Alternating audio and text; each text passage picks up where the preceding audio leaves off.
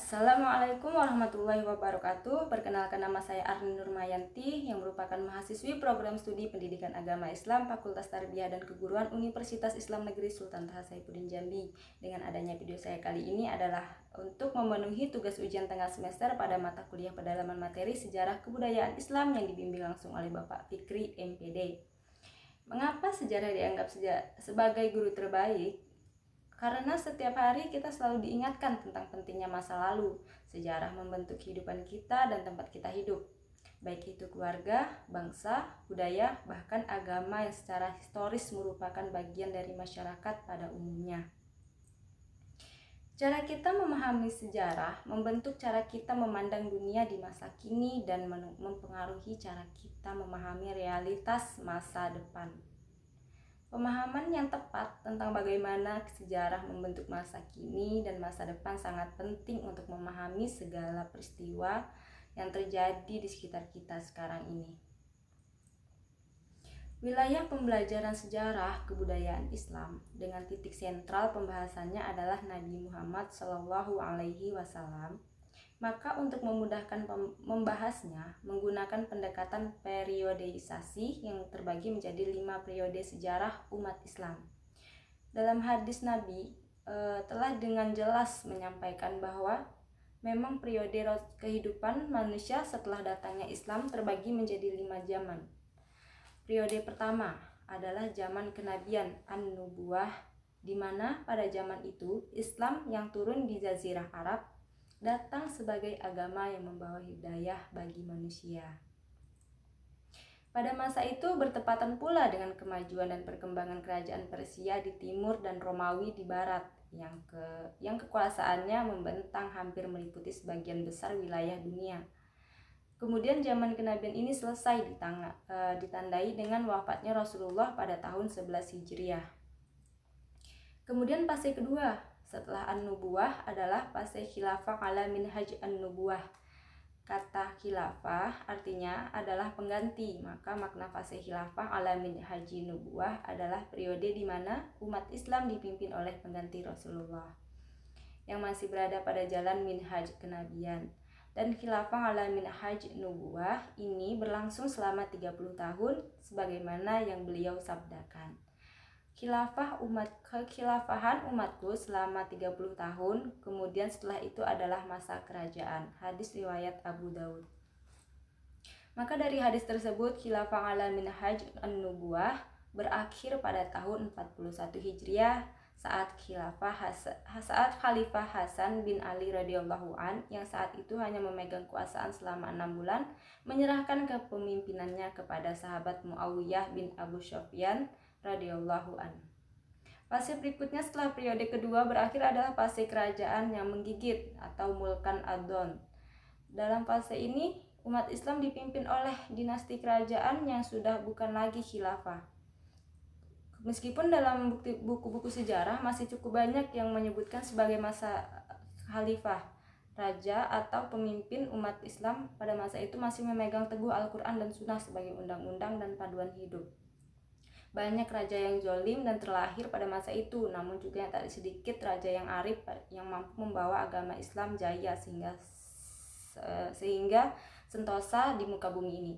Kita bisa melihat kejayaan Islam melalui lahirnya Raja Umar bin Abdul Aziz pada masa dinasti Umayyah, Raja Harun ar-Rasyid pada masa dinasti Abbasiyah, Sultan Muhammad al-Fatih pada Kesultanan Turki Utsmaniyah, dan lain-lain. Fase Mulkan Adon ini berakhir pada tahun 1924 Masehi atau sekitar 1342 Hijriah yang ditutup dengan dihapus oleh seseorang Yahudi bernama Mustafa Kemal Atatürk. Sekaligus ditandai dimulainya kekuasaan dan kerajaan Yahudi di muka bumi. Maka setiap peradaban dan kebijakan dunia yang terjadi setelah masa kini adalah kebijakan dan sistem dari Yahudi dan orang-orang kafir. Fase keempat setelah berakhirnya kerajaan yang menggigit adalah kerajaan yang kejam dan diktator. Semua ulama ijma' bahwa zaman sekarang ini adalah zaman Mulkan Jabar, zaman di mana para pemegang kekuasaan orang kafir dan Yahudi memimpin peradaban dengan sekehendak mereka sendiri. Salah satu contoh bahwa zaman ini adalah zaman diktator ialah dibatalkannya hasil pemilu demokrasi di Mesir yang Kemudian fase keempat setelah berakhirnya kerajaan yang menggigit Mulkan Adon adalah kerajaan yang kejam dan diktator, Mulkan Jabar. Semua ulama ijma bahkan sepakat zaman sekarang ini adalah zaman Mulkan Jabar, zaman di mana para pemegang kekuasaan orang kafir dan Yahudi memimpin peradaban dengan sekehendak mereka sendiri. Salah satu contoh bahwa zaman ini adalah zaman diktator ialah dibatalkannya hasil pemilu demokrasi di Mesir yang memenangkan Dr. Mursi dari Partai Ikhwanul Muslimin dan tetap menggempurnya Palestina meskipun kelompok Hamas memenangkan pemungutan suara. Sistem demokrasi adalah sistem politik buatan orang kafir dan Yahudi, akan tetapi jika hasil demokrasi tak menguntungkan mereka, maka mereka akan dengan mudah membatalkannya. Inilah sebenar-benarnya diktator. Di zaman ini pula rasa-rasanya apa yang disebutkan Rasulullah Shallallahu Alaihi Wasallam menjadi sebuah kenyataan di mana umat Islam berada dalam kondisi jumlah yang banyak, namun mereka tak begitu berharga layaknya buih di lautan. Keberadaan mereka dikebiri musuh-musuh Islam seperti hidangan makanan yang direbutkan. La haula wala quwata illa billah. Hampir tiba masanya kalian diperebutkan seperti sekumpulan pemangsa yang memperebutkan makanannya. Maka seseorang bertanya, apakah karena sedikitnya jumlah kita? Bahkan kalian banyak, namun kalian seperti buih mengapung. Dan Allah telah mencabut rasa gentar dari dada musuh kalian terhadap kalian. Dan Allah telah menanamkan dalam hati kalian penyakit alwahan. Seseorang bertanya, ya Rasulullah, apakah alwahan itu? Nabi Muhammad SAW bersabda, cinta dunia dan takut akan kematian. Dan sesungguhnya inilah yang saat ini kita rasakan. Tidak bisa kita pungkiri bahwa kita sedang berada di zaman yang rusak, di mana segala sistem dan kebijakan politik internasional dikuasai oleh Yahudi dan orang-orang kafir. Maka tidak aneh jika kerusakan dan perbuatan tak beradab terjadi di mana-mana.